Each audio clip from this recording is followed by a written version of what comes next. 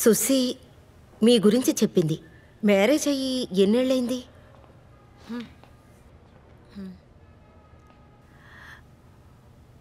ఐదేళ్ళు అవుతోంది.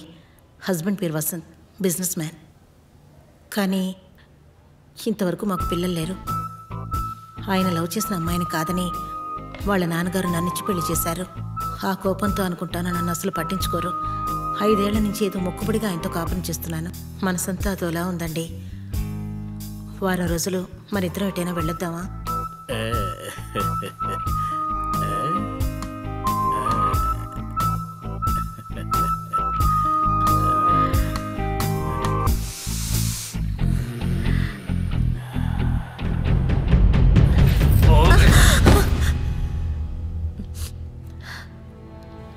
నాకేం చేయాలో తోచడం లేదు డాక్టర్. ఏదన్నా తప్పుడు నిర్ణయం తీసుకుంటానేమోనని భయంగా ఉంది. మీ ప్రాబ్లం నాకు అర్థమైంది. దీనికి ట్రీట్మెంట్ మీ హస్బెండే.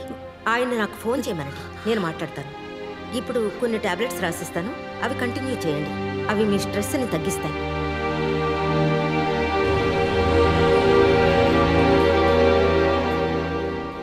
సుసి, ఏ సుసి.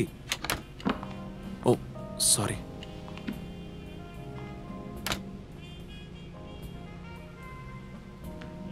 ఏ ఇక్కడున్నావా? ఈ డ్రెస్ ఎలా ఉంది? సూపర్ గా ఉంది. ఇది చూడు. చాలా బాగుంది. తనే నేను చెప్పిన అమ్మాయి.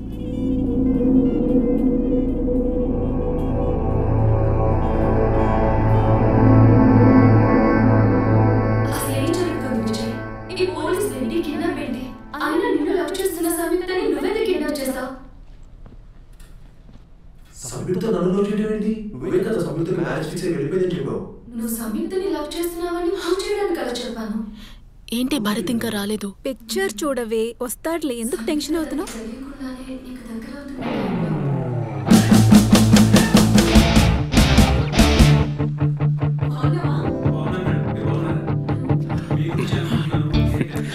అనుకోకుండా రోజు మీట్ అవుతున్నాం కదా? అవును సార్. కౌంటర్లో మీ వెనకాల ఉండే టికెట్ తీసుకున్నాను. మీరు అసలు పట్టించుకోనే లేదు. చూడలేదు సార్, సారీ.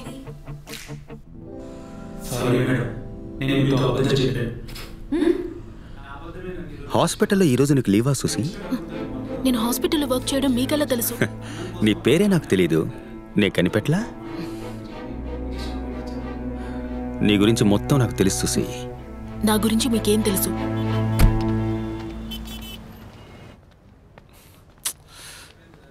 హే సుసి, సారీ కొంచెం లేట్ అయింది. మీరు సినిమా చూస్తూ ఉండొచ్చు కదా, రండి. భరత్, ఏమైంది? ఏం లేదు, రా పోదాం. లేట్గా వచ్చాను కోపమా? అది థియేటర్లో ఒక చిన్న ప్రాబ్లం, అందుకే. ఏమైంది? నా గురించి మీకేం తెలుసు? ప్రైవేట్ హాస్పిటల్లో 4 ఏళ్లుగా స్టాఫ్ నర్సుగా పనిచేస్తున్నావు. అప్పుడప్పుడు హోమ్ నర్స్గా కూడా పనిచేస్తావు. మీ నాన్న రిటైర్డ్ పోస్ట్ మాస్టర్. 5 ఏళ్లకు ముందు మీ అమ్మ క్యాన్సర్తో చనిపోయారు.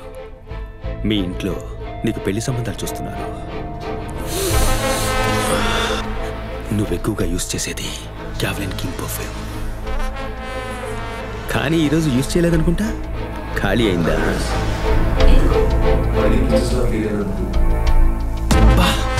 అలా చూడకు సుసి. కోపంలో కూడా నన్ను బాగా డిస్టర్బ్ చేస్తున్నావు. నీ మీద మర్యాద ఉండేది. ఇండీసెంట్ గా బిహేవ్ చేయకు. అయ్యో భరత్, వద్దు.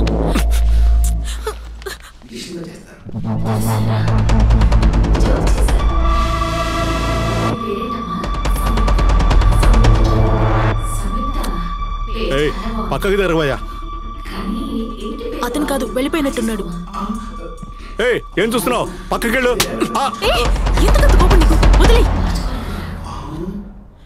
వాడు మళ్ళీ కనిపిస్తే చెప్తాను. రా వెళ్దాం.